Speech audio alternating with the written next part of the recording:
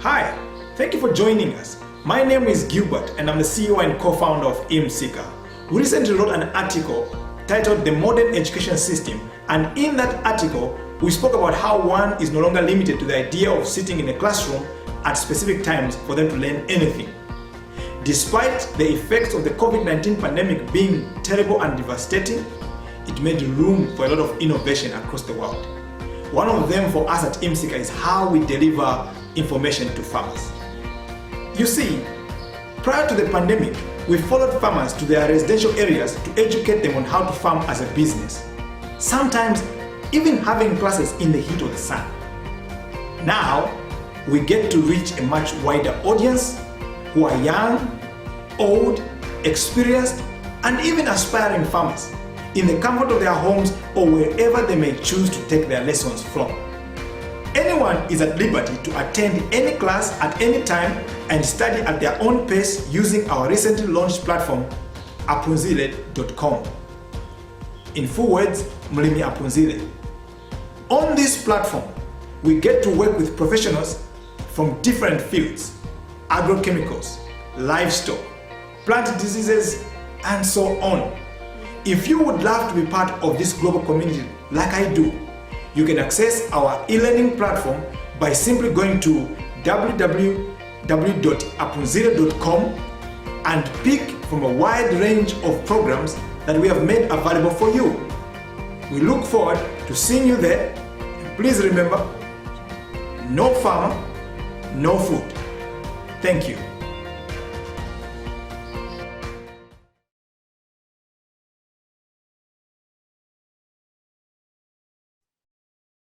All right, welcome everyone. Good evening, and how are you? My name is Gilbert Mwale, CEO and co-founder of eMsika. It's a pleasure to have you here today, and we look forward to having a great time.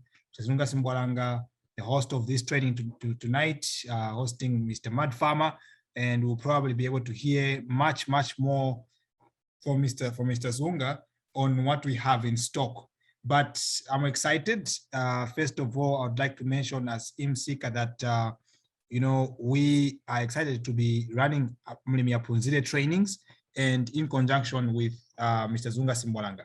Today, just a brief on who eMsika is. We are an agricultural technology company.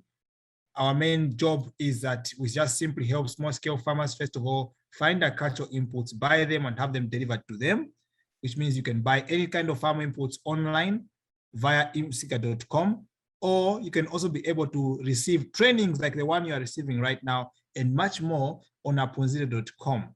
We do a lot more in agriculture, simply digitizing it, and would like to be able to hear from you. You can go to our Facebook pages, our YouTube page, our websites, and give us a call as well on our phone numbers. Be part of our WhatsApp groups and much more. Otherwise, from this point on, I would like to kindly ask Mr. Zhunga Simbwalanga to pick it up from here, and for him to be able to introduce our trainer for today, and we jump out into what is in stock for us. Thank you very much, everyone, and welcome. Please feel free. Just a quick walkthrough before I allow Mr. Zhunga to come through quickly. Some rules in this place is that, first of all, please, when you join in, turn off your video if you're on the Zoom call. Turn off your video. It doesn't help with bandwidth in most cases for those who are in places where they've got low data. Then secondly, turn off your audio, because when you are speaking and the trainer is speaking at the same time, or things are happening in your background, then it causes other people not to hear clearly what the trainer is teaching. Then finally, if you have any questions, please share them if you're on Zoom on the chat. Those who are on social media, either on Zhunga Simbwalanga Farms or on the eMsika on Zhunga Farms or Zhunga Simbwalanga page, or on eMsika or Mulimi Apunzile, we will collect your questions and ask them to Mr. Zhunga and his speaker for tonight. So please don't be troubled. We will make sure that we listen to as many of you as possible. Like our pages and follow through on the website. Thank you very much, Mr. Zhunga. You can pick it up.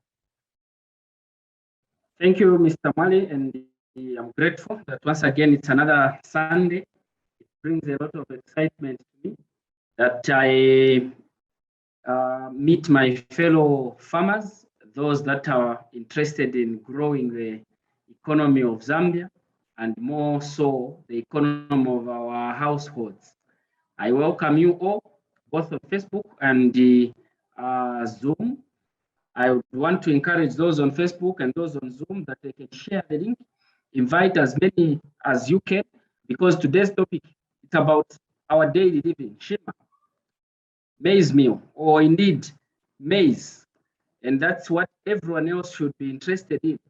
I know most of us have grown maize somehow, and we've been able to think we have known it. But today's the presenter wants to tell us things that we may not even have known how to grow maize and how to go about it. So please, let's indicate those watching on Facebook where you're watching us from, and invite as many as you can, share the link, and call them on board so that we can learn together, and we can, others are watching us from different places, as far as Malawi, and still others are watching us from Kitwe, Luansha, Lusaka. Please continue inviting many of your friends to understand what maize is.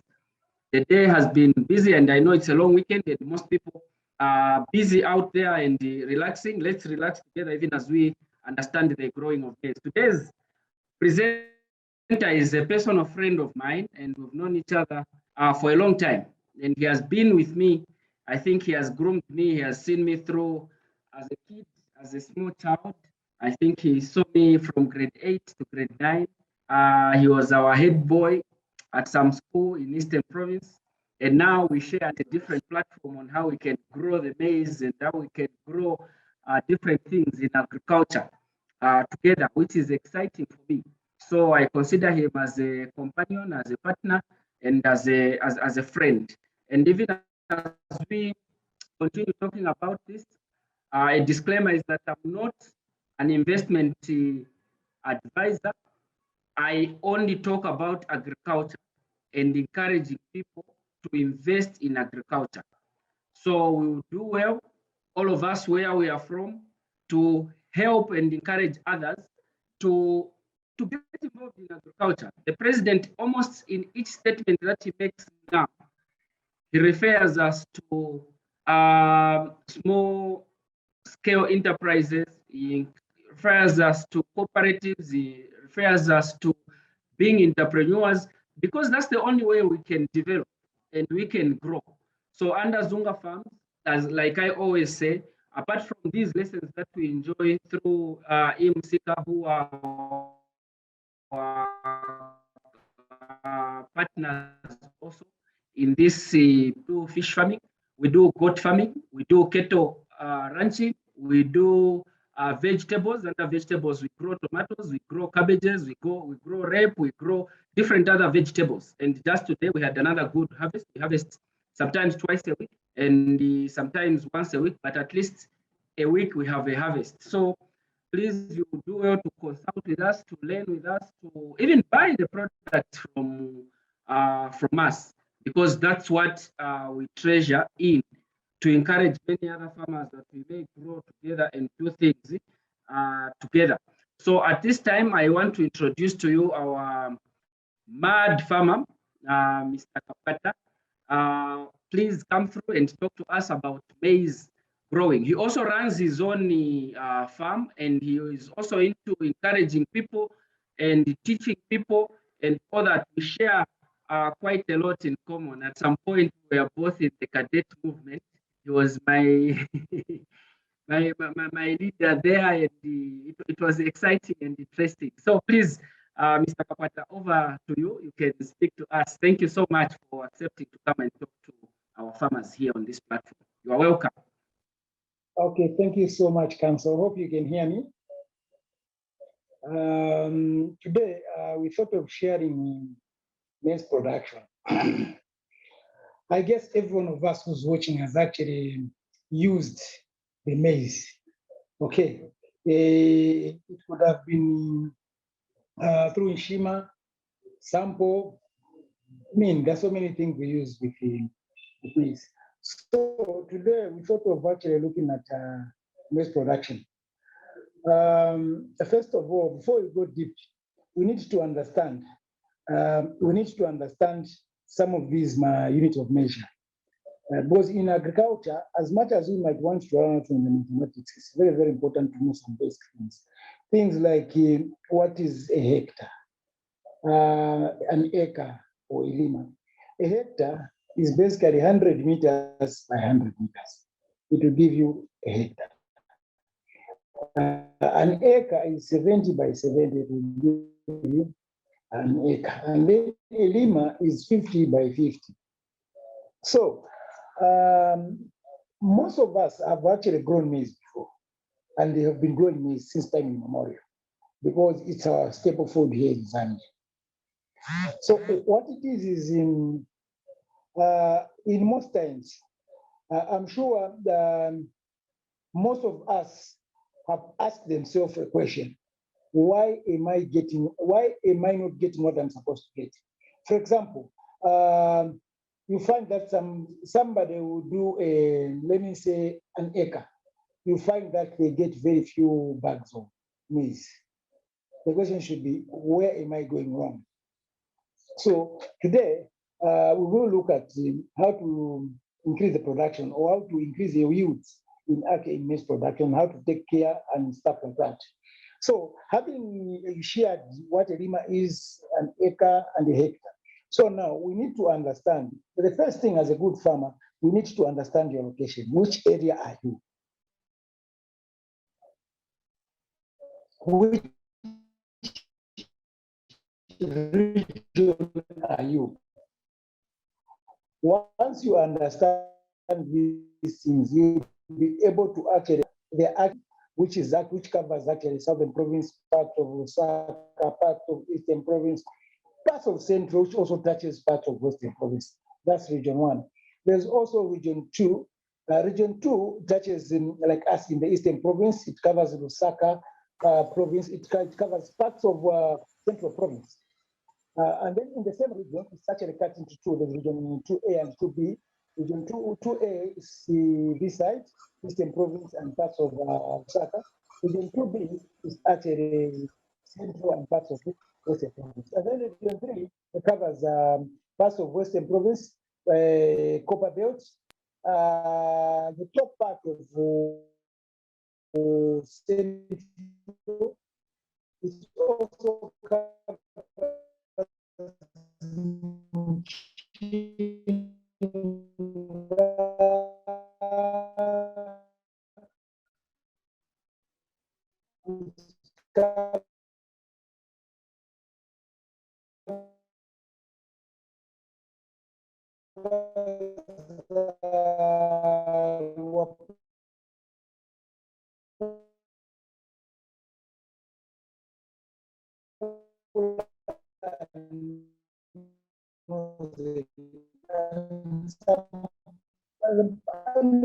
parts of China, somewhere there. That's region 1.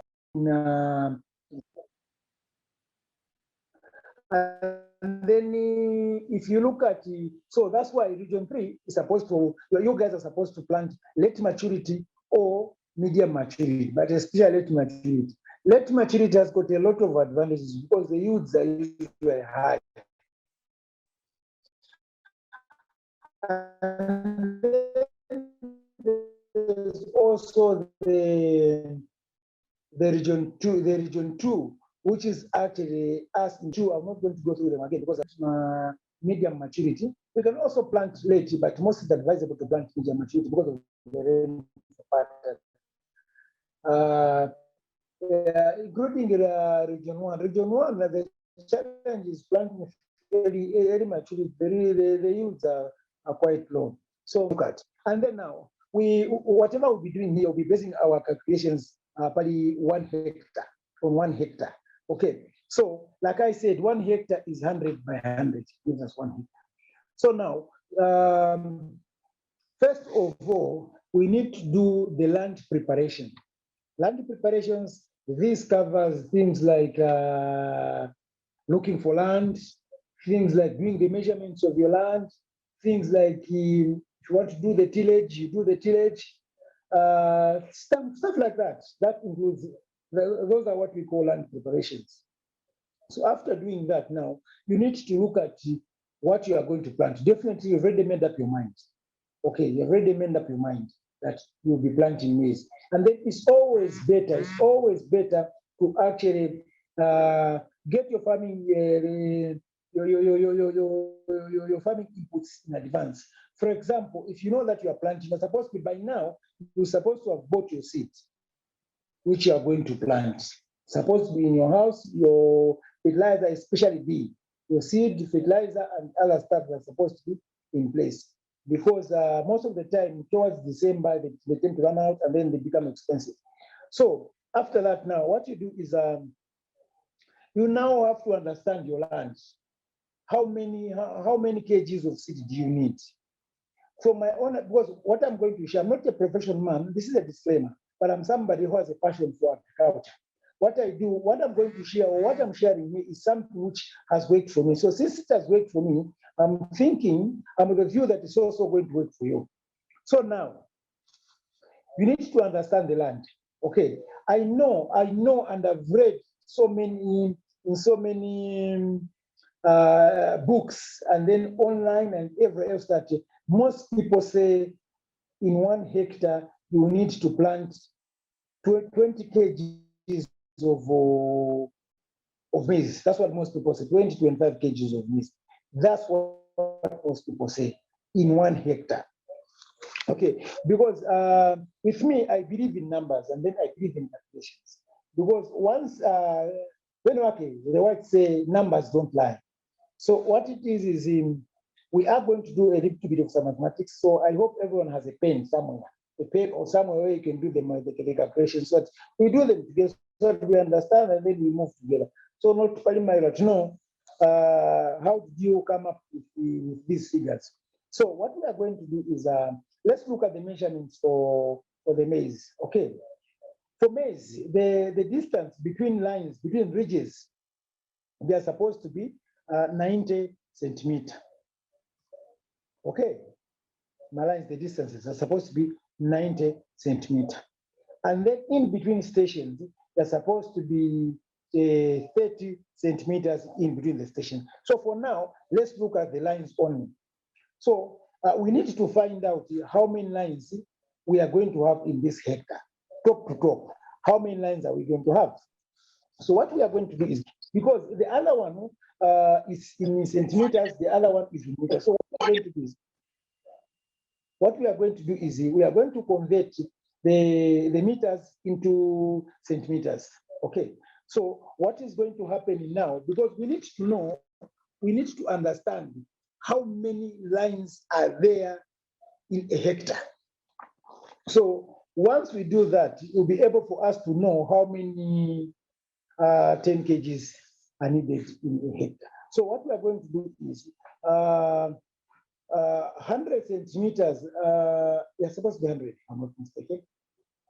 Yeah, 100 centimeters will give you 1 meter. Okay, so what we are going to do is we are going to convert the meters into centimeters. Okay, and then once you do the conversion, we are going to do the maths now. 90 centimeter into the is it 10,000? Let's do the maths, which is 100 by supposed to be 10. If I'm not 100, how many centimeters are there in? How many centimeters are in a meter? Supposed to be 100, if I'm not mistaken. So now the answer, what you are going to do is you are going to get the 90 centimeters into this is supposed to be, let's see, 1, 2, 3. This is supposed to be 10,000. So what we are going to do is we are going to get the 90 centimeters into the 10,000 centimeters. It's supposed to give us something like 111 lines. So we are going to have 111 lines. What we are doing right now is we want to know the plant population, because these are going to go in in your hectare. So we need to understand, let's not just guess. Top to top of maize, where we plant maize. Now we have these 111, we'll put it aside. Now we need to know now how many stations are we going to have per line. So what we are going to do is we've already converted the 100 meters into centimeters. So what we are going to do is, because since we've said that the distance in between stations is 30, so what we are going to do is we are going to get the 30 into 10,000. It should give us something like 333 stations. So now we have the stations per line, we have the lines per hectare. So now we need to find the plant population. We need to find the plant population. So what we are going to do is we are going to multiply 111 times the 333. It should give us something like 36,963. That's the number of stations. Okay, that's not the plant population. That's the number of stations. Okay, the 36,963 is the number of stations in that hectare. So now, since we'll be planting 2 seeds per station, 2 seeds per station. So what we are going to do is we are going to multiply times 2. It's supposed to give us 73,226 as our plant population. So now let's put this also aside. So now let's now go to a 10 kg. Okay, for example, for argument's sake, not even for argument's sake, most of these 10 kgs, they contain about 20,000 kernels, 20,000 seeds in there. Like, I don't want to mention names, the brand names, but they contain 20,000 in there. So now, since it contains 10,000, 20,000 in there, and then the plant population here, we've actually done the calculation, and then it has given us 73,000, which is round figure, which is something like 74,000. Okay, so now we've got 74,000. So now we need to know how many kgs we are going to plant. So what we are going to do is we are going to get the 20,000 into 74,000, which should give us something like 310 kgs and a 5 kg. So I will also be right to say it's going to give us 35 kgs of seed. So that's the seed you actually need for the hectare. Remember, we are doing these maths, the mathematical equations together. So let's hope we are actually moving together. Because like I said, the between the station is actually 30. If you're planting 2, if you're planting 1, you can put 15 centimeters. So now we've got our 35 kg. You've gone to buy your 35 kgs of seed. You come with it. So now it's now planting. Okay, we now have the seed. We've got our 35 kg there. We've prepared the land, we've got our 35 kg. Now we need to plant. So now there are actually so many ways of planting. Okay, personally, last season, because I don't usually grow maize so much, I'm more focused on onion and other things. So the way I actually plant, which gives me very good, just proved to work for me, is I plant together the seed. I plant together with the decompound fertilizer. How do I do that? What I do is once when I'm making those stations, I make those stations, I put my fertilizer, and then I cover a bit, and then I put my maize seed there. I bury, I forget. Remember, one very important thing don't forget is do not mix your fertilizer and your seed. Don't mix them when planting, because otherwise your seed will die. Okay, so now we have the seed we've actually planted there, and now we need to know, because remember, maize need fertilizer. Okay, so now in land preparation, in farming preparation, you also need to include how many bags of fertilizer you need. Okay, how many bags of fertilizer, and then I think everyone knows by now that every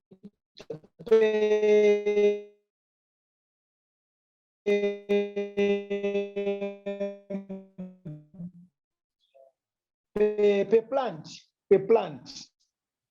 maize needs 5 grams. 5 grams of now what we are going to do is, remember, we haven't yet got we don't know how many bags are needed. So for us to know how many bags are needed, we need to calculate by the plant population.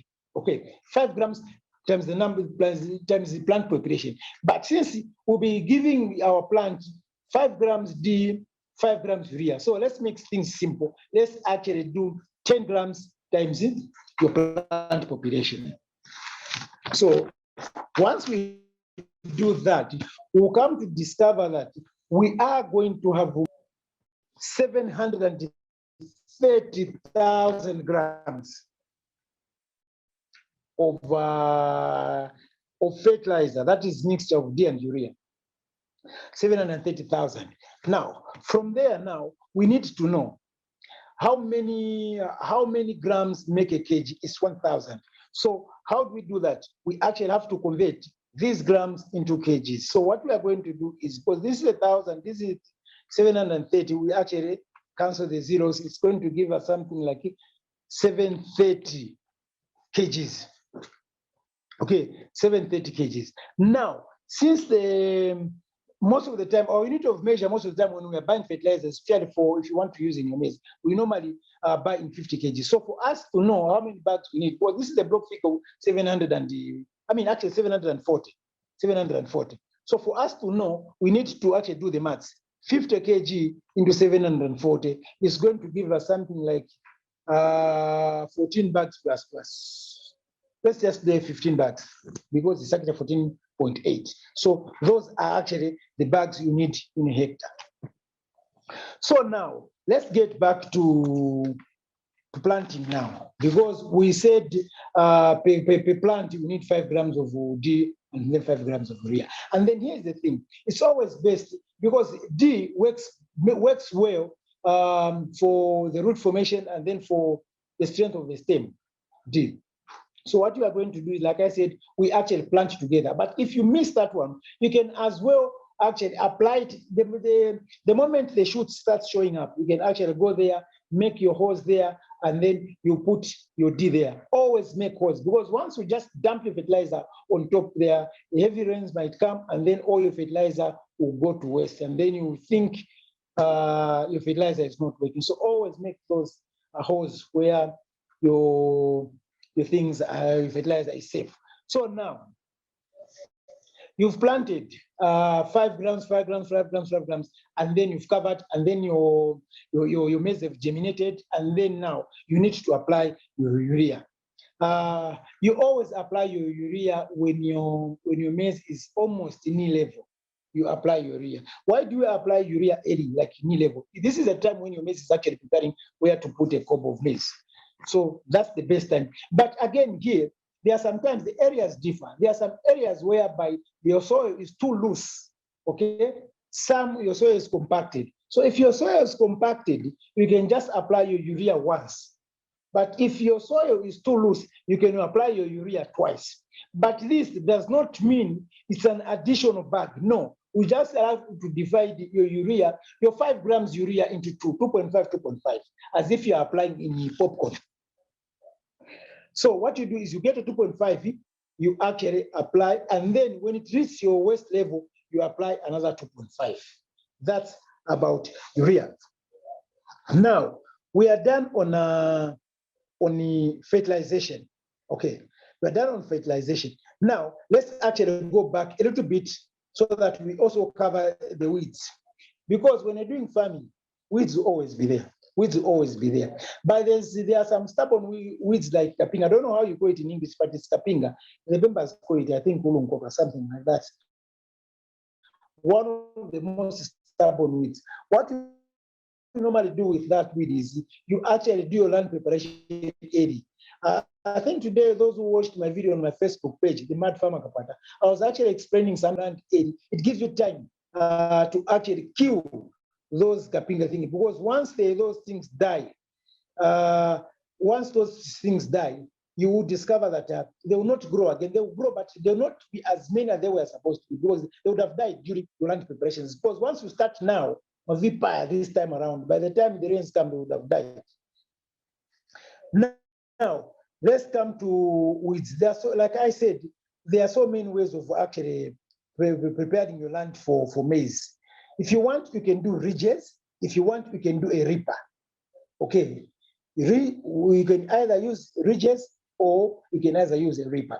If you use a reaper, it's also it's an advantage, because if you use a reaper, sometimes you may not even need to clear your field, because you just have to do your reaper in the same grass, and then after planting, you actually spray your non-selective weed killer. The weeds will be dying, and then your maize will be germinating. And then after that, now, if you are one of those lazy guys who doesn't like you holding a hoe like me, actually, I don't really use weed killer myself, but for the sake of those who love weed killers, what you do is, once the weeds start showing, what you need to do is you actually buy your selective. I'm not going to mention names here because no one has paid us to mention their products. So what it is you use the selective, you spray your field, and then the weeds will die. So those are some of the management practices. And then now, let's come to harvest. When you come to harvesting, I think it's very simple. These are some of the things which you've been doing from time immemorial. I know most people, it's very, very difficult for them to adapt to change. What it is you harvest. In normal circumstances, your cob of maize, it should weigh between 90 grams to 100 grams. A well-managed cob of maize, okay, it should be able to weigh around that. And then now, when you actually do the math, you will discover that in 1 hectare, this hectare should give you between 140 bags to 180 bags. That is if you are planting, we are varied. Okay, it can go up if you plant the late maturity, it can go down if you are planting early. This is basically, we are basing this on media. So that's about that. And then let's come back to planting of maize. Most people, it's simple. You plant the maize as so December 15 to be on the safe side. Plant. In my case, I'm talking about me. I plant in advance because I'm usually very, very busy. I grow so many crops. So I usually plant in advance. For example, I plant my soil by next month, whether it rains or not, I usually plant in advance because I'm a risk taker, and then I buy enough seed. Most of the time, I usually have enough seed, so that even if this die, I can still plant again. So most of the time, I plant in advance. By the time the rains are coming, my seed would have been down already. That's why I find that most of the time, I usually have the best crop around because I actually target the first rains, because I know the first rains are always better, and it has worked for me. But sometimes you may find you've missed it, but most of the time, I usually have seed on standby. In case if Vavuta, I can still come and plant. But most of the time, it has always worked for me. So you harvest your maize, you put it in a granary, you actually do what you're supposed to do, and then always, like any other crop, store your maize in a dry place. And then now, when it comes to market, market has got its own market. Though the problem, one of the disadvantages of growing maize is too political. Maize is too political. Okay, maize is too political. It always has those controls of as far as market prices are concerned. So now we've talked about the maize which we make our shima. Now let's talk about the maize which we grow and sell as fresh maize. We're trying to compare which one has got more profit. Definitely, if you grow fresh maize, you have. Remember, we've got a plant population of 74,000. Okay, now let's assume. I know in Lusaka, I was in Lusaka, I think last week. In Lusaka, they are selling a cob of maize between 2 kwacha and 5 kwacha. Well-managed cob of maize up to 5 kwacha. Now, let's just assume we say that no, I don't need all this money. All I need is people to come and order from me. I'll be selling my cob of maize just for 1 kwacha, just for 1 kwacha. Now, see how much money you are going to make. You are going to make almost 74,000. So it's always better to actually sell fresh maize compared to selling the dry maize. That's why it's very, very important to always invest in water. Okay, always invest in water. Just when people are harvesting like the dry maize, you're actually growing your fresh maize, you're able to make more money and you have actually more money in your pockets. Unless I've forgotten something, but otherwise, that's that. So, like I've explained the use and stuff like that. Unless there are any questions.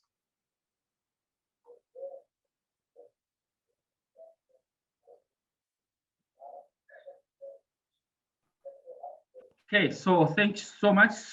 Maize is quite basic, I'm sure, in how it has been handled.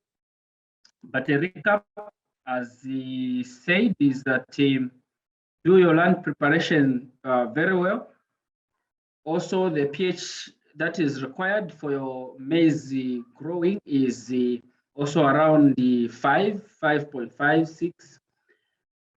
There it will probably perform well unless you just have other problems with your soil. No wonder we recommend that you take yourselves to the laboratory for testing before you do anything on it, because your maize requires the basic NPK, which is nitrogen, phosphorus, and potassium. No wonder before you plant your seed in the soil, your preparation should be such that you reduce your acidity levels by liming. When you add your lime, it will neutralize certain soils that may be acidic. After that, you can apply your basal dressing. After your basal, which could be compound D or indeed other basal dressings. And now, very soon we'll have a lesson on organic farming, because we need to go organic. You can also put your organic manure or indeed your manure, just general manure that you may have. Once you put that, you plant your seed. You allow the manure, if you have used direct manure, to cure. Don't use it directly to burn your seed. Even your fertilizer, I think there's been a common trend of people thinking that they apply fertilizer alongside the seed. No wonder some germination rates are very poor. So you first apply your seed. So you apply your fertilizer. After your fertilizer, 7 days or so, you can plant your seed. Once you put your seed in the soil, you find the soils, the manure in the soils, or the compost in the soil, the organic matter in the soil already there, and the nutrients that are supposed to survive on already there. So as the radicle comes out, the shoot of the roots comes out, it finds already things there. Then the plume, which is the first leaves,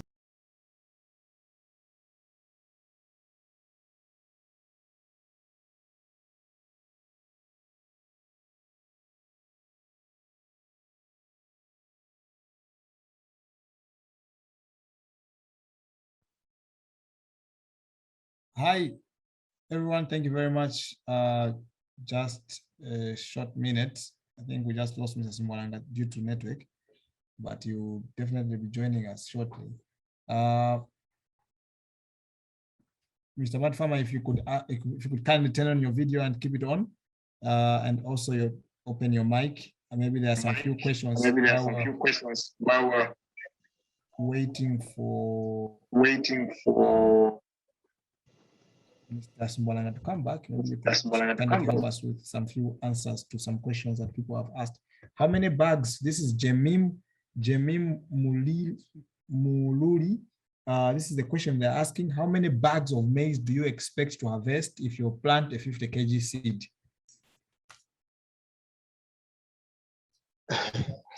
Okay. More most of the time, that's why we were doing the calculations. We were doing the calculations, so it's very, very simple. You just have to do the maths, because we looked at the 10 kg, we looked at the 35 kg and stuff like that. So all you need to do is just do the maths. Don't be lazy, do the maths. Okay, that's a good point. Okay, that's a good point. Some, yeah. Some, There's I'm getting an Okay. echo. Hello. Yeah, your mic is mute. yeah, the mic is mute. Okay, I want to say something. Yes, please go okay. ahead. One of the challenges farmers usually face is they are lazy in reading, they are lazy in watching. Because even this, you know, the problem is because there's no point. If I say you need 2 bags for a 10 kg, you cannot ask me again how many bags you need in a 20 kg. You just have to do the multiplication, isn't it? It's that simple. Because not everything can be explained at once. Thanks. Noted. Thank you very much. I think that's just an encouragement to us as farmers. You know, if you are going to take up this activity and this is the reason why you can keep your video on, Mr. Matt Farmer. You are on the spotlight right now. You'll be receiving more questions. And Mr. Zhunga is back. Mr. Zhunga, I think you still were saying some few things. I'd like to allow you if there are still some things you wanted to air out. Oh yeah, I think I lost connectivity to my laptop. I've now gotten on my phone. I hope I'm clear and people are able to hear me. Yeah, so I was indicating that I think there's been a trend in our traditional agriculture that we want to plant alongside fertilizers. And that usually has led to poor productivity. We need to do a good land preparation for us to have the best of the production that we want. So I was indicating on how, firstly, we need to start with our land preparation. And as we do our land preparation, chemical composition in the soil, which is our soil, let's say soil texture, our soil structure. We are looking at our, of course, chemical composition in the soils. And also, we look at the gradient, because there are people that will want to just plant and put their ridges for maize in a particular way. So as you plow, as you prepare your ridges, as you understand your soil, that is very cardinal and very important. There can be 2 farmers neighboring each other and the yield will be different. Same soils and everything. The reason is the other one may have done better preparations than the other. So what is encouraged is, as you do your soil testing, understand. When you understand, it will be easy for you to know how much bags, because the results of the soils will indicate to you how much bags of lime you need to put, if at all you need to do that. And the results will also show how much of the fertilizers you need to put. People just sometimes just put any fertilizer in their soils without understanding what they are adding on to their soils. Some soils may not even need potassium because it's available, because potassium is merely ash. So when you burn your field, you burn in there and then you come and plant. When you do your soil sample, it will show a high composition of potassium, but you still find others who go ahead and apply certain fertilizers that basically just add potassium to the soils. So once you understand, it becomes easy for you to prepare your field in that way. So now, once the field has been prepared, you have added your organic matter, or you've added your basal dressing. Then after some time, you put your plant. As it grows, the radicle, the plume, as it shows the roots and the shoot up there, then you get excited. So you see just the germinating part of it will show you a healthy plant and a diseased plant or an unhealthy plant. Now, what that does is that you are able, when you consult your agronomist, they will tell you what it is lacking. Sometimes the yellowing may be lacking nitrogen. It may be looking purplish. may be lacking certain elements. So there are different colors that will indicate different deficiencies in your plant, meaning your soils had that deficiency in them. So when you do that, there will be a recommendation of applying urea that should be used in maize. In our traditional farming, that's basically what we use. D alongside planting, then knee-high urea, and then we expect a bumper harvest. And in agriculture as farming, we must understand and know everything at each stage. If today I was in my field and saw some different, I must get alarmed, and I must be able to consult what that could be, because some diseases, a week is enough to destroy the whole field. So after planting, and when you see it germinating and it starts growing, you start monitoring and make sure there is water available to the plant. So there is seasonal planting. Like now we are getting into seasonal planting during the rain season. How much of water may not be much of the concern of a farmer, but off season, when you have planted using irrigation, you must understand how much water should be planted on your seed for it to germinate. And after germination, on a daily basis, how much water does your plant need? When you understand all those components, it becomes very easy for you to maintain a certain growth of your plant and to meet the timelines of your plant. Like Mr. Kapwata said, the mud farm, there is early maturing, there is medium maturing, and there is late maturing. So as they grow, they are different in how they will respond to certain things, to the environmental conditions, to the chemicals, to the your practices, your agricultural practices as a farmer. They will respond differently depending on varieties, depending on the area where you are, depending on what you are putting in there, and all those create certain interactions with the crop. Now, when it is germinating, and it shows you certain signs, and I think he may have touched also on the pest control, because that is very important. Pest control, and the common one now is the armyworm. Armyworms, this is basically a worm, just like caterpillar. Okay, it has an armyworm. It is quite strong and it creates resistance if you have allowed it to do so. So what could be the best chemical to use? So mostly these armyworms, they just come to destroy what is growing right at the center of the plant, the one that is going to cause the plant to continue elongating to grow. So it will go and settle there and eat it. Once it eats it, then it starts it produces those forms, the whitish things, those that have done grown, that will understand. So once that has been done, you have to spray an insecticide. You can ask, I think most of these insecticide eMsika supplies, the ones that are co-hosting this class. So they'll have. So once you spray on these chemicals, then you kill the area. So you must create a schedule and don't just spray. There's a tendency also of saying, I must put pesticides. Then you start just spraying at will. No. You must inspect and see. You see, as you spot some armyworms, then you can spray.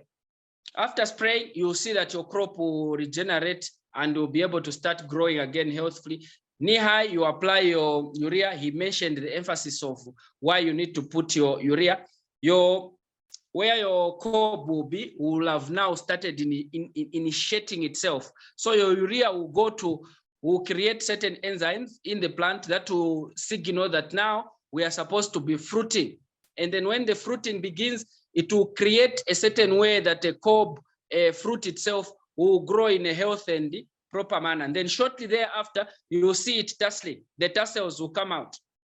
The tassels, when they come out, then you must be getting happy now because your crop is there. So I think he has explained most of those things. So I just thought I mentioned those other critical components, especially the aspect of land preparation. So I noticed you were on the questions and the answers. I'll leave it up again to Mr. Mwale. Thanks so much for indulging us.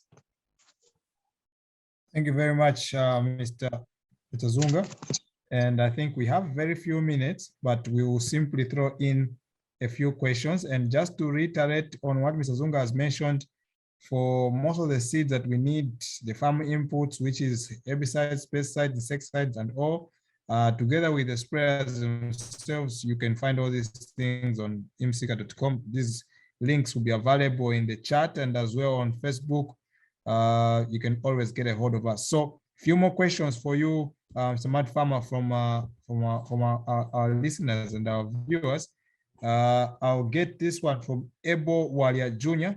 Is it possible and cost-effective to use manure on a large scale and get a good yield of maize in Zambia? This is because I only hear fertilizer use as a recommendation. And any response on that?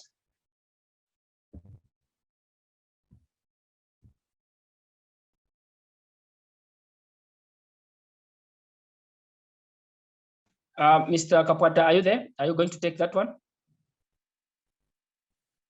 He's jumped off. Okay, so yeah, so you see the challenge that we have with organic farming mostly is the organic fertilizer. They are cheaper, and if you can afford them and you can do it, I think that's the best you can have, because the soils will remain as they are. You don't tamper with the soil structure, you don't tamper with the soil texture.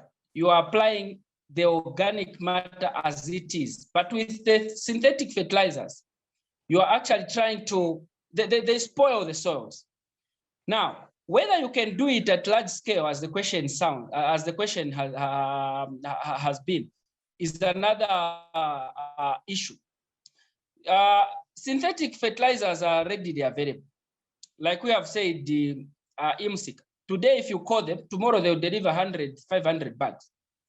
With organic fertilizer, on the other hand, it's the availability that is a challenge. But I've noticed of late that most farmers have been, or let me say these agro producers, have been doing organic fertilizers. So it's possible indeed to plant at on a large scale, and it's encouraged. We are arranging for a platform when we can have a lesson on organic growing. So I'm sure when we have that topic, we'll venture into all these things and how we can access them. Now, you will notice that I've not been able to mention certain chemicals and whatnot for obvious reasons. We don't want to be cited as the page that we are promoting certain products over the other, or they should gain undue advantage over other.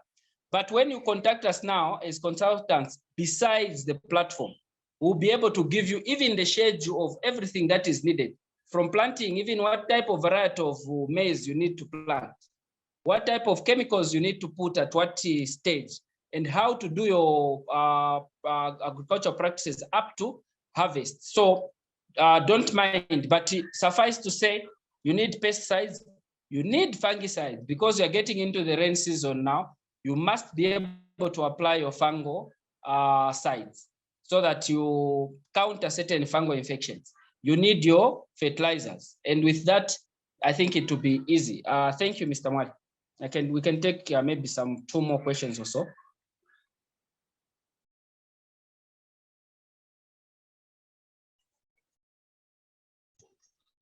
Hello. Hello. Hello. Hello. We are there? Yes. Good evening. Good evening. Thank you. Good evening.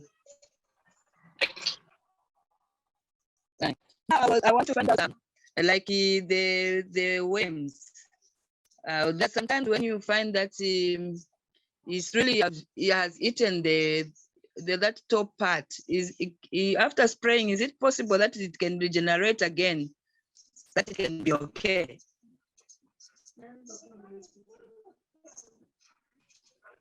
All right. Thank you so much. I didn't get the name, but so. Okay. Thanks, Madam Mtinta. So what happens with that worm when it eats that thing in the middle. That's what contains life, and that's what comes out. So depending on the extent, sometimes it will not eat it completely. It will have started eating it and it stays there. It feeds on it until its life dies out. So when you spray, you can inspect actually by checking there. It will show you whether there is life or not. Some of them, they will have completely destroyed it.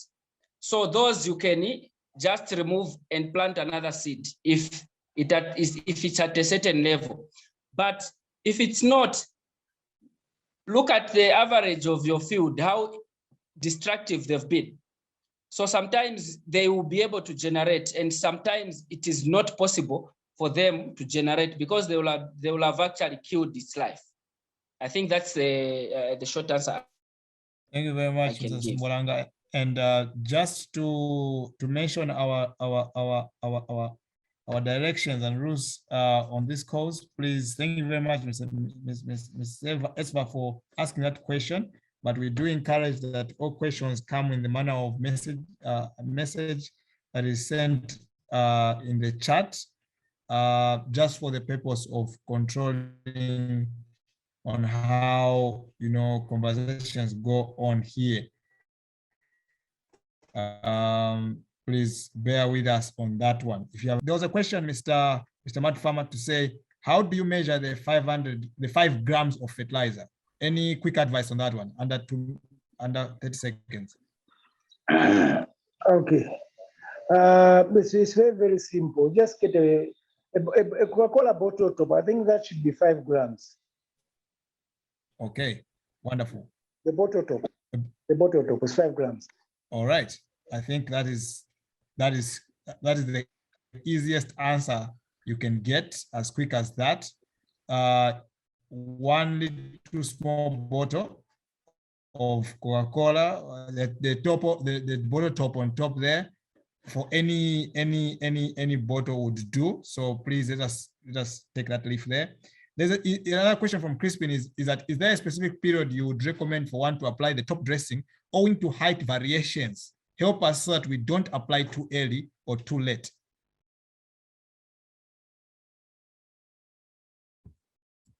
Hello? Was that question coming to me? Yeah, you can answer it, Mr. Kapwata. Okay. What was the question again? So the question is simply saying that, is there a specific period you would recommend for one to apply top dressing owing to height variations? Help us so that we don't apply too early or too late. This is from Crispin. It's supposed to be somewhere around and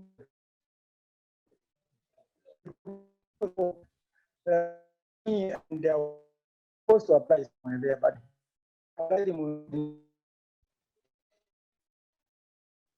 I think, Mr. Kapwata, your network seems to be not unstable, and could hardly hear what your response was there. Was really from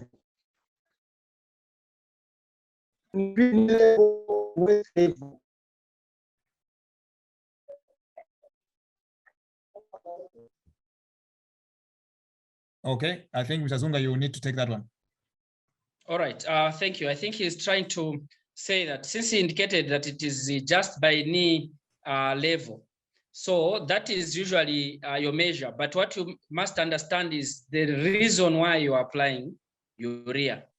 So why you are applying urea is to make sure that now it's a top dressing. You are preparing your crop to fruition. So when you want to make your crop ready to develop a fruit, that's when you apply your urea. So that is basically the test that you use. So when it reaches knee high,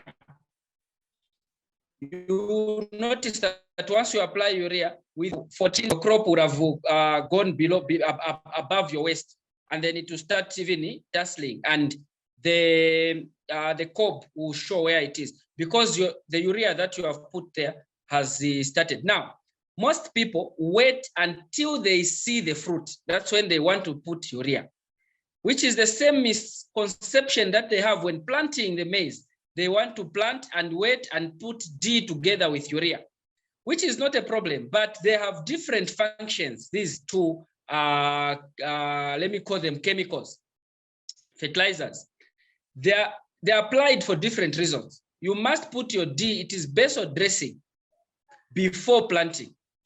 Even after planting, you can put your D, there is no problem, especially when you see that the crop may not be performing well. Urea comes in when you are preparing the crop for fruiting. So you can put your urea. You can put even after that, but normally put before that comes in. So usually it will be at knee high or just above knee high. I think that's what Mr. Kapwata was endeavoring to say. I think his network is failing him. Okay, great. Someone is asking also, say, which agroecological region is best for growing maize in Zambia? The central region. All right. I think the central region was clear. You know that our rain pattern starts from up north, and it starts coming like that as the international convergence zone oscillates around Zambia. That's usually the trend. It starts up, coming down, and then the southern, and it goes up. So usually the central part is better placed because it will not suffer more rains, less rains, because it covers usually the whole period without problem. The north part, once it goes down, you find there will be some droughts.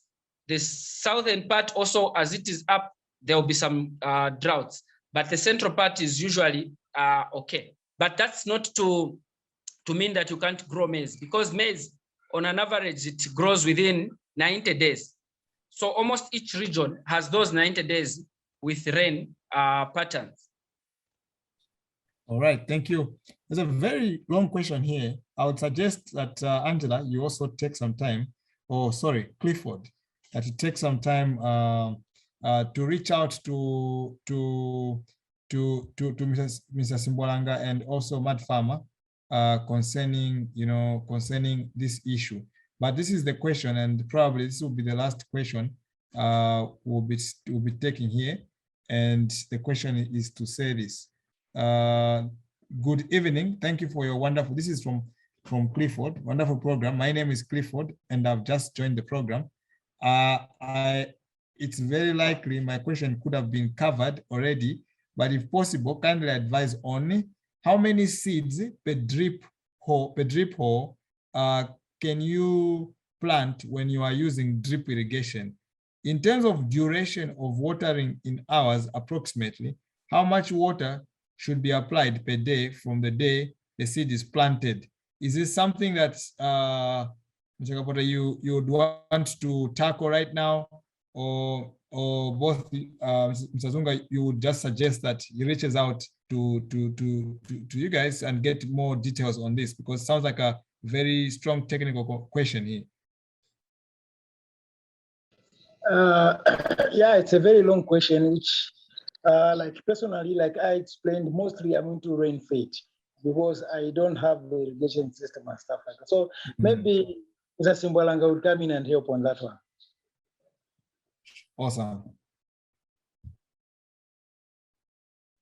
Okay, let's suggest that he reaches us out so that we can explain more, because now there are certain calculations that must be had. But remember, like I said, when it comes to watering, the plant, like human beings, require water daily. So we must make sure there is water per seed in our fields for maize. So let me say the test should, because when you do the measurements and all that, usually it brings out certain challenges. Let me say you use your finger, it must be wet at all times, not muddy wet and not dry wet, but at least the finger should feel some moisture. I think that's the test that we usually recommend. But if you want actual measurements for drip irrigation, I can post that on my wall as we progress, so that say just at all time, because what that does is when you put your fertilizers, you put your manure, you put everything else, the plant sucks through water as the ascent of sap, as it grows, it pulls through the water, and if there's no water, even if you apply your fertilizer, the fertilizer will not be available to the root hairs of your crop. Thank you. Awesome. Thank you very much. I think those were the main questions I think we had here. How many crops are we talking about? I think that was answered initially, Mr. Kapwata. The mud farmer was using an expression of 1 hectare in that case. And okay, I think from our side, the other one seems to be a myth, but maybe you can say yes or no, either Mr. Kapwata or Mr. Zhunga. Is it true to achieve 200 bags by 50 kg under good management? Because 15 bags of fertilizer seems a lot looking at maize price. Yes or no? What do you think about that? Mr. Kapwata, you can take that hello. one. Yes, Mr. Kapwata.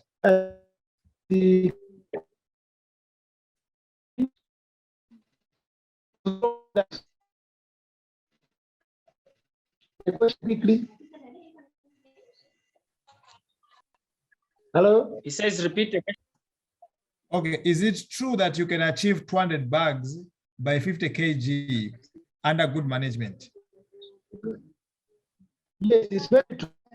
I think I've explained asked cases because it depends on the variety you're planting. Like I said, maturity, they usually give you a very good yield compared to medium and early. Medium will give you good yields compared to.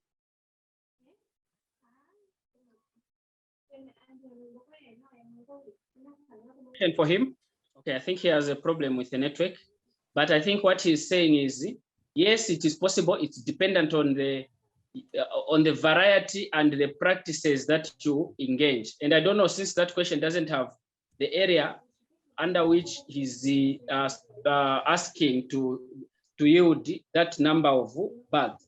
But all we need is good practices, good fertilizers, and the right timing. Then everything else is possible. Perfect. Thank you very much, everyone. Thank you very much, Ms. Simbwalanga. I think those are the questions we had for tonight. And just a reminder for those, you want to say something, Mr. Yes. Because somebody was asking about how to get in touch with us. Yes, please. Okay. Those who want to get in touch with us, like I personally am on Facebook. My Facebook page is the Mud Farmer Kapwata. The Mud Farmer Kapwata. YouTube as well is the Mud Farmer Kapwata. And then my phone numbers are 0977 851196, 0977 851196, or 0966 987051, 0966 987051. Please get in touch with us for any other crops, and then we'll be available to help out. Awesome. Thank you. Thank you very much. And so that was it from Mr. Kapwata, the mud farmer. I think we've learned quite a lot. Is for me the biggest thing that he brought out, that a lot of times from my perspective,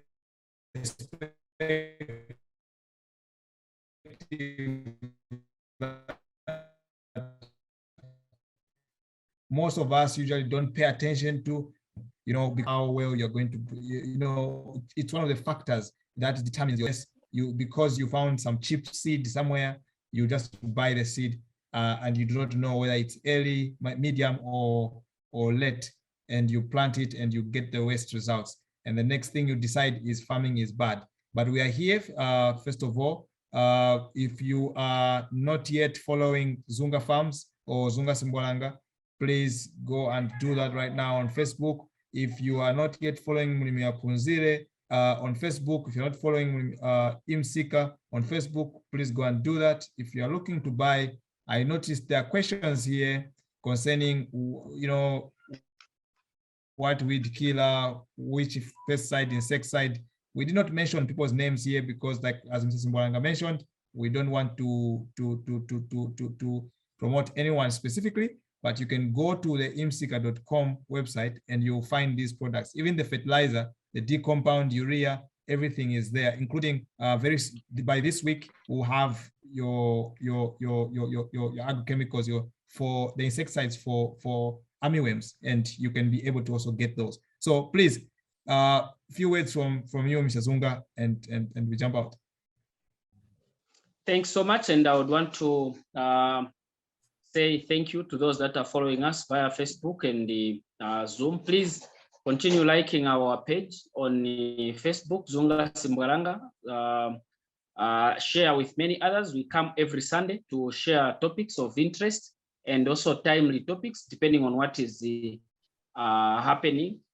Please feel free to call on us. My number is there on the Facebook page, and you can send me an inbox via Facebook. You can send me a WhatsApp. You can call me. We'll be able to attend to you and share. That which requires free advice, I'm much willing to help. That which requires a payment for the service, I'm equally able to charge for that, because we offer consultants. I'm not just alone for Zhunga Farms and consultancy. There are other qualified people, agronomists and the fruit scientists and the whatsoever, who are able to reach out and help you. Please follow also Mad Farmer Kapwata.